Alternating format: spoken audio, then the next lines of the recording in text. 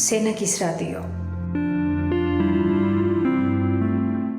მოგესალმებით, დღეს ჩვენ სენაკში ვიმყოფებით, სენაკის სამხედრო დასახლებაში, კერძოდ აფხაზეთის ნომერ მე-7 საჯარო სკოლაში, სადაც ძალიან საინტერესო აქტივობები ტარდება. ბუნებრივია, როცა კვირის 5 დღე, ორშაბათიდან ხუთშაბათი პარასკევის ჩათვლით, როცა დაკავებულია სკოლაში და ხმაურიანია, ჩვეულებრივი ამბავია, მაგრამ ჩვენ სამხედრო დასახლებაში ეს საჯარო სკოლა შაბათ დღესაც ხმაურობს, ასე ვთქვათ, და ამის ბრჭყალებში მიზეზი ძალიან საინტერესო აქტივობებია. დღეს ჩვენ შაბათს მოვედით ამ სკოლაში, მე-7 საჯარო სკოლაში და გვინდა გაგაცნოთ ამ სკოლის ძალიან საინტერესო ინიციატივა, რის შესახებაც უფრო დეტალურად ქალბატონი ინარგიზა და ბატონი გოგიტა გვესაუბრებიან. ისინი ამ სკოლის მასწავლებლები არიან. მოგესალმებით.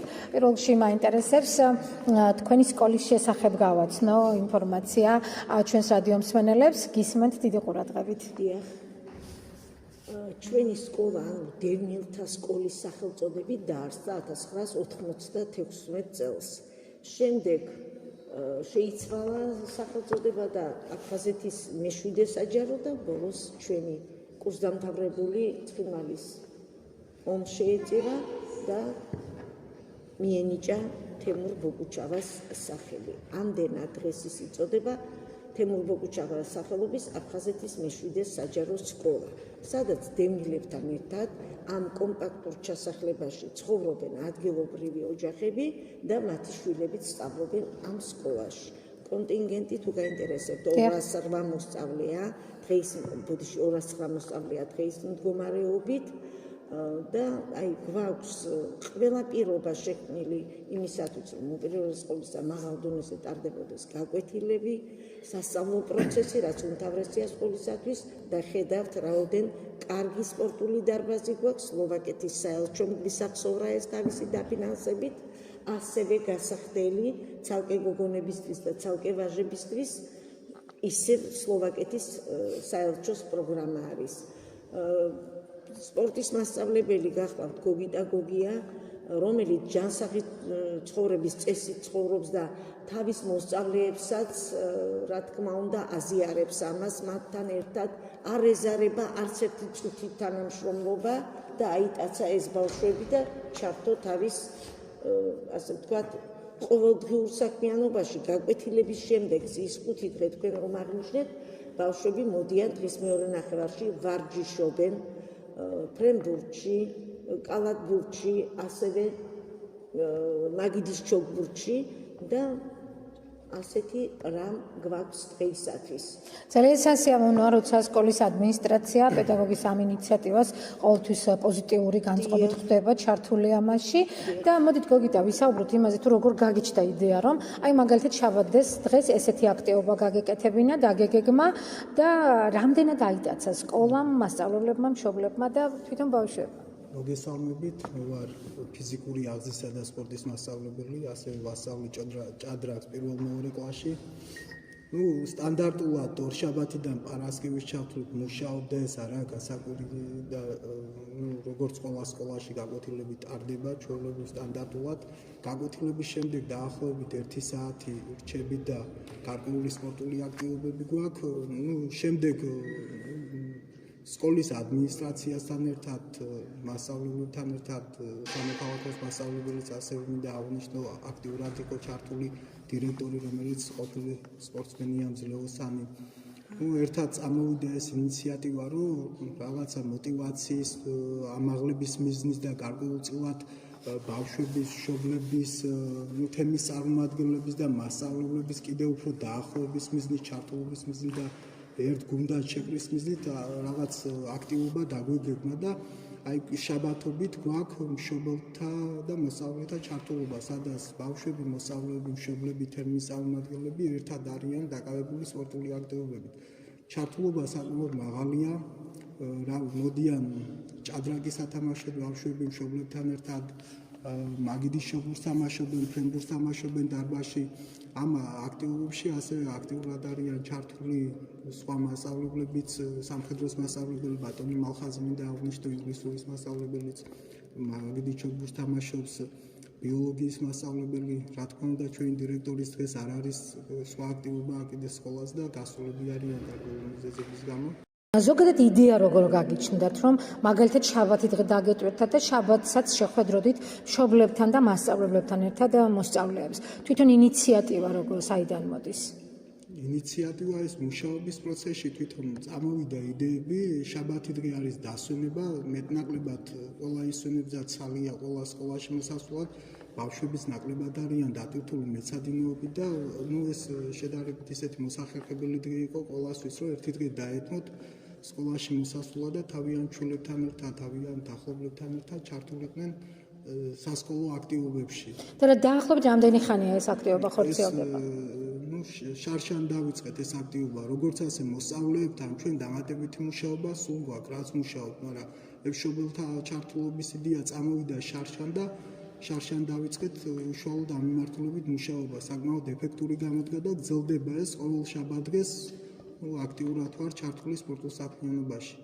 სკოლას ხელს ვიწყობს, მინდა აღნიშნო, რომ ეს საუხრივად არ კეთდება, ვისაუბრე მაღალ ჩართულობაზე, სკოლაზე ინფრასტრუქტურა არის, ინვენტარიც არის საკმაოდ კარგი, ხედავს ეს ისედაც სვალს საჩენია და ეს გარკვეულწილად ჩვენი უპირატესობა და სერიოზული მხარდაჭერა, როგორც მატერიალური, ისე მორალური მხარდაჭერა გვაქვს საკმაოდ მაღალი და შედეგიც არის საკმაოდ მაღალი. ბავშვების ჩართულობას გულისხმობ შედეგში და მშობლების ჩართულობას ბავშვები ადგანან ჯანსაღი ცხოვრების წესის გზას. კი ბატონო, ეს ძალიან მნიშვნელოვანია, რაც შეეხება ჯანსაღი ცხოვრების წესის მხარდაჭერას. ამ კუთხით ძალიან საინტერესო პროექტია და იმედია არა მხოლოდ სენაკის, არამედ სხვა მუნიციპალიტეტების სკოლები აი ძალიან საინტერესო გამოცდილებას და პრაქტიკას გაიზიარებენ. ძალიან საინტერესოა ამ კუთხით თუ გყავთ თანამოაზრეები, ან როგორი გამოხმაურება მოყვა ზოგადად თქვენს ინიციატივას და ზოგადად თქვენს პროექტს. სიმართლე რომ გითხრათ, ფართო მასებისთვის არაა ცნობილი, ჯერ შიდა მხარდაჭერა საკმაოდ მაღალია, სკოლის ადმინისტრაცია, სკოლის მასწავლებელი, მოსწავლეები, მშობლები და ეს თემის მხრიდან მაღალია მხარდაჭერა, მაგრამ ფართო მასებისთვის არაა ცნობილი. დღეს პირველად ხდება ასე საჯაროდ გააშუქება და ამ ინიციატივას ვფიქრობ, რომ ბევრი შეუერთდება და სხვა სკოლებიც გააკეთებენ იგივე აქტივობებს. საკმაოდ ეფექტური გამოდგა და ვფიქრობ, რომ ეს ინოვაციური მიდგომაა ბავშვების ჩართულობის გასაზრდელად. დაინტერესება ჩვენი ბავშვების გაიზარდა და ნაძალავდებად არ ხდება ეს, მათი სურვილით მოდიან და არიან სხვადასხვა აქტივობაში ჩართულები. ასევე ხოლმე გოგიტას გავუსწრებდა ჩხოროწყუდან იყვნენ ჩამოსულები, კარატეში ჩატარდა აქ ტურნირი, ასევე იყო სასკოლო ტურნირი ფრენბურთში და სტუმრობდა ნოსირის სკოლა, სკოლის ფრენბურთელთა გუნდი გოგონების. ეს ძალიან საინტერესო თანამშრომლობის პრეცედენტები არის. თანამშრომლობა გვაქვს ჩხოროწყუს სასპორტო სკოლასთან, ნოსირის სკოლა დადის პერიოდულად გოგონათა ჯგუფი. ფრენბურთში შიდა ამხანაგურ შეჯიბრებებს ვაკეთებთ. მასწავლებლებს შორის ჩატარდა ტურნირი, მინდა აღნიშნო, რესურსენთან ერთად ჩავატარეთ მაგიდის შეგურჩი და ჩვენი სკოლიდან დაახლოებით 5 მასწავლებელი იყო ჩართული, რაც საკმაოდ დადებითი მოვლენაა, ეს ბავშვებისთვის მაგალითის მიცემია და საკმაოდ მაღალ დონეზე დგას ეს ჯანსაღი ცხოვრების წესი, ამაზე მიუთითებს სკოლაში. ეს გოგონათა ჯგუფი ყავს ფრენბურთის, ეს გარკვეულწილად აი გოგონათა ჩართულობას დის და ეს სპორტში როგორც ვაჟები, ისე გოგონები არიან თითქმის თანაბრად ამ სკოლაში ჩართული და რამე გენდერული ნიშნით რაღაც დისბალანსი არ გვაქვს. თითქმის 50-50-ზეა ჩართულობის დონე, ჩვენ ამას ყველანაირად ხელს უწყობთ.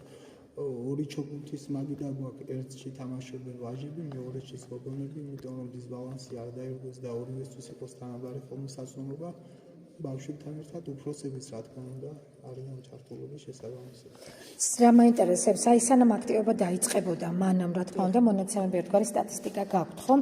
და მის შემდეგ რამდენ შეიცვალა, რამდენად დაუშვათ პოზიტიური ზეგავლენა მოახდინა აი ამ პროექტმა? რა თქმა უნდა დადებითი და თუ შეიძლება რომ ჩავთო ამ დარბაზში ვარჯიშობს სენაკის კალათბურთელთა გუნდი და ჩვენი მოსწავლეებიც ამავდროულად ჩართულები არიან ამ პროექტში, როგორც იტყვიან, 26 მაისს საქართველოს დამოუკიდებლობის დღისადმი მიწყვილ ტურნირში სკოლის გუნდმა პირველი ადგილი აიღო გოგონათა თანამშრომლობ ჩვენ სასპორტო გაერთიანებასთან, კერძო კლუბებთან, ეს გარკვეულად იდეებს დის ჩართულობის და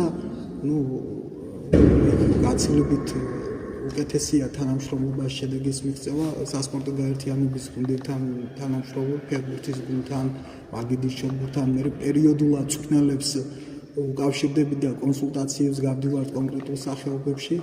ეს თანამშრომლობა კარგ ეფექტს იძლევა და მის გამოცდილების გაზიარება. ყოველ წელს მინდა აღვნიშნო, რომ მუშაობის დაწყებიდან შედეგები იზრდება, მაგრამ პირველი შედეგი არის ჩემთვის ბავშვის ჩართულობა, ის მეტნაკლებად იყოს ჩართული, ეს ახლა ყველა შეიძლება მაღალ დონეზე ვერ ჩაერთოს, ვერ იაროს ტურნირებზე, მაგრამ რაღაც დონეზე როა ჩართული ბავშვი და ეს მასობრივი ხდება, ეს უკვე დიდი შედეგია, მაგრამ ცალკე აღნიშნულ ღირსია, ეს უშუალოდ გამარჯვებები და ეს თასები და პრიზები ცალკე აღნიშნულ ღირსია, მაგრამ პირველ რიგში მიზანია, რომ რაც შეიძლება მეტი მოსწავლე ჩაერთოს ჯანსაღი ცხოვრების წესში.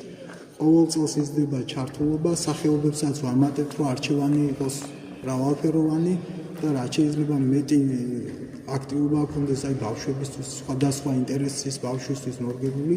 წელს ბამბიქტონის თამაშიც დავიწყეთ. შარშან ჭადრაკის გუნდი გავიყვანეთ პირველად, მესამეზე გავედით აფხაზეთის სკოლებს შორის. ნელ-ნელა სახეობებს ვამატებთ, აქტივობებს, რომ რაც შეიძლება მეტი ბავშვი მოვიზიდოთ ჩვენს ჯანსაღი ცხოვრების წესში. სენაკის რადიო. ქალბატონო ეკატერინე, მე მქონდა შესაძლებლობა თქვენთან ერთად მედევნებინა თვალყური ამ აქტიურობისთვის, რაც ამ სკოლაში ხორციელდება. მე ვიცი, რომ თქვენ ამ სკოლაში მშობელიც ხართ და მასწავლებელიც, როგორც უფრო ვიდრე მშობელი. კი ბატონო, მოდით ორიოდე სიტყვით ვისაუბროთ აი ამ აქტიურობის შესახებ და თქვენ როგორ შეაფასებთ ამ ყველაფერს? მე ძალიან დადებითად ვაფასებ. რაც ბავშვისთვის სასარგებლოა, ყველაფერს რა თქმა უნდა ძალიან დადებითად ვაფასებ. კარგი წამოწყება აქვს გოგიტა მასწავლებელს. ჩვენი ადმინისტრაციის ხელშეწყობით, რადგან ხელს უწყობს ბავშვების დაინტერესებას სპორტული ცხოვრებით, მათ გონებრივ, ფიზიკურ გაჯანსაღებას, საჭირო უნარების განვითარებას, რაც მთავარია ბავშვმა იცის სად უნდა მივიდეს, თუნდაც აი ამ უქმე დასვენების დღეებში, ბავშვი მოწყვეტილი არის ქუჩას, ეცნობა სპორტის სხვადასხვა სახეობას, იქნებ თავისი თავიც იპოვეს და მომავალის მოიწყოს ამ. ამიტომ ყველა იმ წამოწყებას, რაც აქ ჩვენ სკოლაში თქვენ დღეს ნახეთ, ძალიან დადებითად ვაფასებ და ვფიქრობ, რომ ეს ხალხი დირექციის ხელშეწყობით ემსახურება ძალიან დიდ კეთილ საზოგადოებისთვის სასარგებლო საქმეს. აქ სწავლობენ ურთიერთობას, რადგან როგორც თქვენ ნახეთ, არა მხოლოდ პატარები, არამედ უფროსი თაობის წარმომადგენლები, მასწავლებლები, მშობლები, ზოგადად თემის წარმომადგენლები არიან ჩართული და ანუ ძალიან ბევრი საშუალებას იძლევა, როგორც ბავშვისთვის, ისე დიდი. რა თქმა უნდა, კმაყოფილი ვარ ამ ყველაფრით და რა თქმა უნდა დადებითია, იმიტომ რომ ძალიან მნიშვნელოვანია ბავშვებისთვის, თუნდაც იმ შაბათს, როცა თავისუფლება აქვს და ტელეფონის სკროლის ნაცვლად მოდიან და ამ აქტივობაში არიან ჩართულები და მათ შორის მეც როგორც მშობელი, როცა დრო მაქვს აუცილებლად და არ გამოვტოვებ, ძალიან ისმსალმებელია და კარგი პროექტია ნამდვილად. თქვენ აღნიშნეთ, რომ აქ ცხოვრობთ და ეს სკოლა დაამთავრეთ. მოდით ვისაუბროთ ერთგვარად შევადაროთ ეს დაუშვათ თქვენ დროს რამდენად იყო შესაძლებლობები იმის, რომ განვითარებულიყავით და ზოგადად თემში რამდენად მნიშვნელოვანი გახდა ამ პროექტის ამოქმედება, რა შეცვალა? კი ბატონო, მოკლედ მეც ეს სკოლა დავამთავრე. ამ სკოლის მასწავლებელი ვიყავი პირველი კლასიდან მე-11-მდე და ეხლა ჩემი შვილიც 9 კლასში არის უკვე. მაშინ ნამდვილად არ იყო სიმართლე რომ თქვა ესე. ადრე წლების წინ. ხო, ანუ თქვა აი ჩემი მასწავლებლების ესე არ იყო. თუმცა ვფიქრობ, რომ არც დღეს არ არის სხვა სკოლებში ესე აქტიურად ყველა ჩართული სპორტში თუ ხელოვნებაში და ამისთვის ამ სკოლას ძალიან დიდი მადლობა უნდა უთხრა, რომ ესე უწევს ანგარიშს ყველაფერს, ესე ითვალისწინებს თავიანთი მასწავლებლების ინტერესს სპორტის სფეროში, ზოგი ხელოვნებითაა დაკავებული და ამ ყველაფრის ხელშეწყობა ხდება აქ და ეს ამისასალმებელია. მინდა ეს ფაქტიც აღვნიშნო, რომ მე არ ვარ დევნილი, მაგრამ ცხოვრობა აქ დავამთავრე სკოლა და აქ ამთავრე ჩემი შვილის სკოლას. სენაკის რადიო. ვიტამსწავლე мотиваცია მოგვცა რომ შეგვესწავლა სპორტის ეს სახეობა, როგორიც არის მაგალითად ფრენბურთი. შენ ფრენბურთზე დადიხარ, ხო? დიდით ვერ დაკავებული. და მახარებს ეს ფაქტი, რომ ჩვენი სკოლა ჩართულია და ბავშვები გავერთიანი სხვადასხვა კლასებიდან და რავი, შევისწავლით სპორტს. აი მანამდე ინტერესი და ქონდა. არა მარტო მოგიტა მასწავლებლებს ვუხდი მებელას, ასევე მომხდარ მასწავლებელსაც. ორი мотиваცია რა არის აქ რო დადიხარ? აი მაგალითად მიხარია მოუწონს, როდესაც სხვადასხვა სკოლები ან თუნდაც ტელევიზორში რო ვხედავთ, აი როცა ბავშვები არიან ჩართულები, ყავთ კარგი ჯგუფი, თამაშობენ და რავი, აი ამამ მომცა мотиваცია, რომ მეც ჩავერთო ამ საქმიანობაში. რა თქმა უნდა, ყველაფერს ძალიან დიდი მნიშვნელობა აქვს და როცა ბავშვები ამ წრეებს, ასე ვთქვათ, მოდი პირობითად ესე დავარქვათ, ამ წრეების სერვისებს მომსახურებას იღებენ აბსოლუტურად უფასოდ. უფასოდ, რა თქმა უნდა, ну ყველა სახეობა აქ რაც არის, რაშიც სკოლის მასწავლებლები ვარ ჩართული, უფასოდ მიეწოდებათ ბავშვებს. ეს არის ყველაზე მთავარი. სენაკის რადიო. ჩვენ მოვდივართ მეშვიდე საჯარო სკოლიდან, სენაკის მეშვიდე საჯარო სკოლიდან, სადაც თქვენ ასე ვთქვათ საშაბათო სასპორტო ღონისძიების პროექტის მონაწილეები და თვითმხილველები გავხდით. მაინტერესებს ცოტა უფრო დეტალურად ვისაუბროთ აი ამ იდეაზე, ჩვენ იქ კი შევეხეთ გარკვეულწილად ამ პროექტის და ამ idеის შესახებ ინფორმაციაზე ვისაუბროთ, მაგრამ ჩემთვის მაინც საინტერესოა, ვინ არის გოგიტა გოგია და როგორ დაიწყო სენაკის სამხედრო დასახლებაში მან აი სპორტული პედაგოგიური კარიერა და რამდენად მნიშვნელოვნად მიგაჩნიათ თქვენი საქმიანობა აქ ამ დასახლებაში. სპორტული საქმიანობა ჩემი როგორც სპორტსმენმა ბავშვებიდან დავიწყე. ძირითადი მიმართულება იყო კარატე, ვინაიდან აქ ჰქონდა კარატის ჯგუფი, ხელმისაწვდომი იყო, მერე ჭადრაკი და შემდეგ რაღაც საბაზისო დონეზე ბევრს ვთამაშობ შეხება, რაც ხელს უწყობს ბავშვებთან მუშაობა, ცოტა ხანი ფეხბურთს თამაშობდი, მოყვარული ზონეზე ჩოგბურთს თამაშობ, კალათბურთს თამაშობ მოყვარული ზონეზე და ეს გარკვეულწილად მეხმარება ბავშვებთან მუშაობაში. როგორც წვრთნელმა მუშაობა დავიწყე 2014 წელს სენაკის სასპორტო გაერთიანებაში. 2021-ში ფიზიკური აღზრდისა და სპორტის მასწავლებელი გავხდი აფხაზეთის თემურ ბოგუჩავას სახელობის აფხაზეთის ნომერ 7 სკოლაში. შემდეგ ჭადრაკი შემოვიდა სასკოლო საგნად, პირველ და მეორე კლასში მან ჭადრაკს ვასწავლი. უფრო ადრე კი იყო ძალიან საინტერესო, ასე ვთქვათ, წარსული. თქვენ რამდენადაც ვიცი ხართ აფხაზეთიდან და თქვენ გაქვთ აგრეთვე გამოცდილება ერახშიც იბრძოდით, ასე ვთქვათ, და ვინ და თქვენ ნამდვილად იცით მშვიდობის ფასი და მშვიდობიან პირობებში ჯანმრთელობის და ჯანსაღი ცხოვრების ფასი.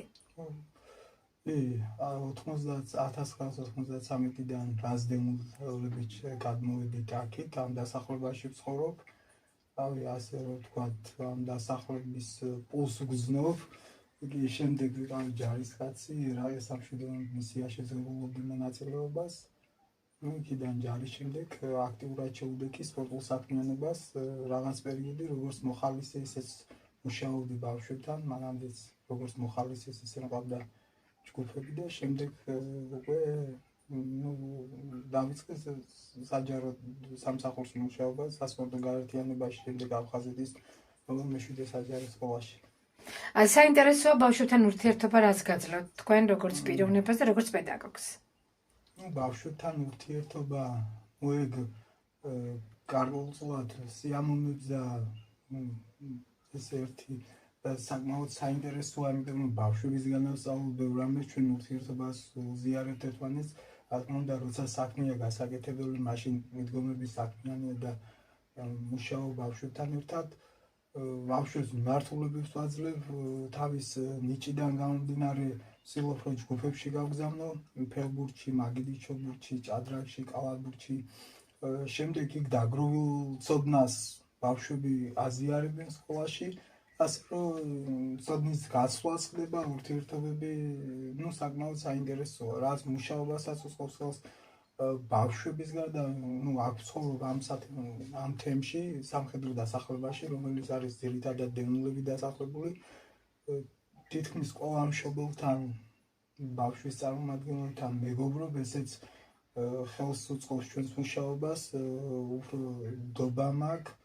ბავშვებს ნებისმიერ დროს, რავი, სხვადასხვა შეჯიბრებებზე ნებისმიერ საქართველოს მასშტაბით, რა თქმა უნდა, ლოკაციაზე უპრობლემოდ უშვებენ, დამატებით საათებზე სავარჯიშოდ უპრობლემოდ უშვებენ და შეუძლების ჩართულობა როცა საჭირო ჩართულებიც არიან და ეს ურთიერთობებიც გარკვეულწილად ხელს გვიწყობს მუშაობაში.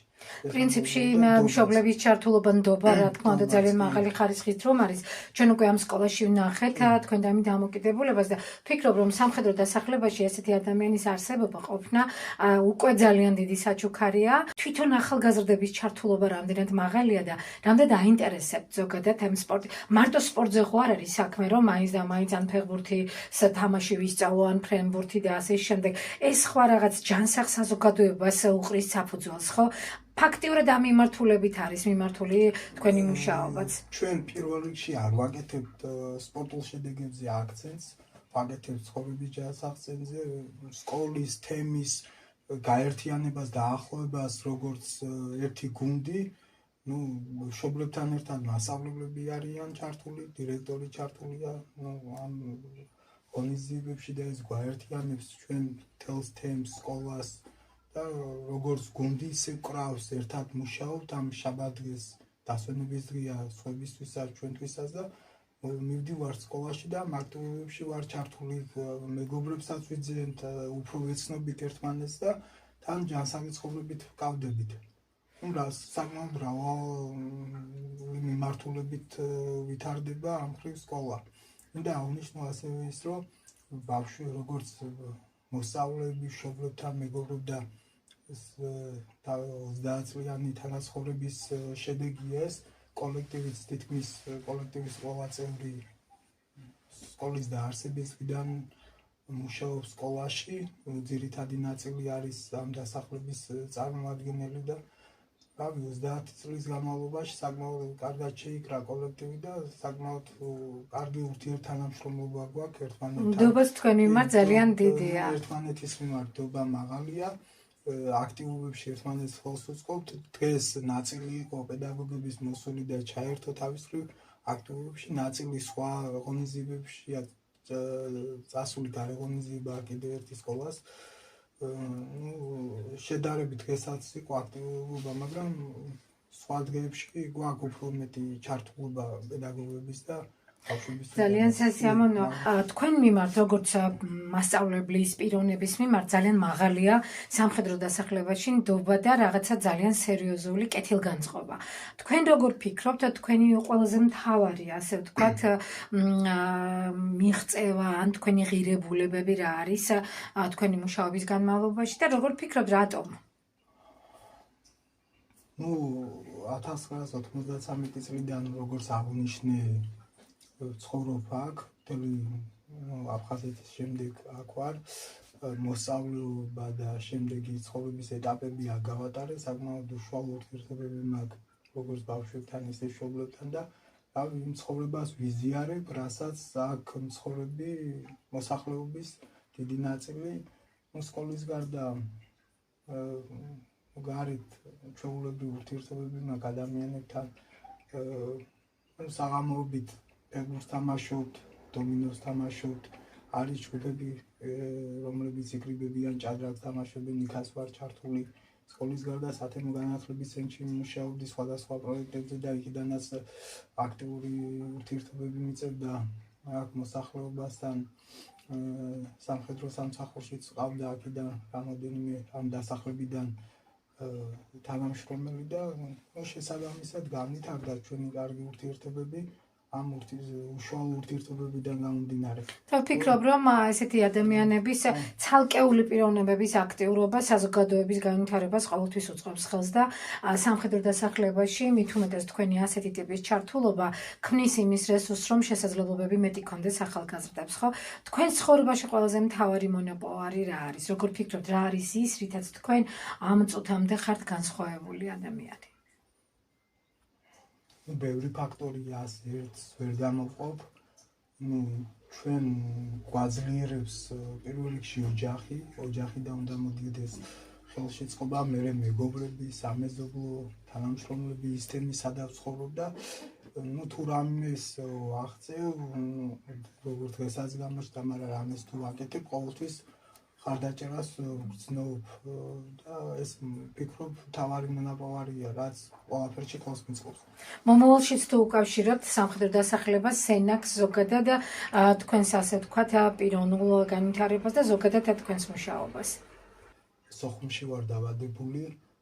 სოხუმის მერე ჩემთვის ყველაზე მნიშვნელოვანი ადგილი არის სენაკი, სამხედრო დასახლება, ჩემი რესურსების მაქსიმალურად გამოყენებას ვეცდები მომავალშიც აქ ამ დასახლებაში ჩემი სულიდაგული აქ არის და სანამ ვარ და შემიძლია ვიქნები აქ მოსახლეობასთან ერთად რა რესურსიც მაქვს გამოვიყენებ ჩემი თემის საკეთილდღეობით. ვფიქრობ, რომ თემიც აუცილებლად დაგიფასებთ. უღრმესი მადლობა მინდა გითხრათ თქვენი გამოცდილებისთვის, თქვენი საქმიანობისთვის და იმისთვის, რასაც დღემდე აკეთებთ. და მე დარწმუნებული ვარ, რომ სენაკის რადიო მომავალში არაერთხელ გააშუქებს თქვენ მიერ გაკეთებულ კეთილსაქმეებს ახალგაზრდებთან ერთად. უღრმესი მადლობა. მადლობა თქვენ ბრძანებისთვის, ჩვენი გაშუქებისთვის.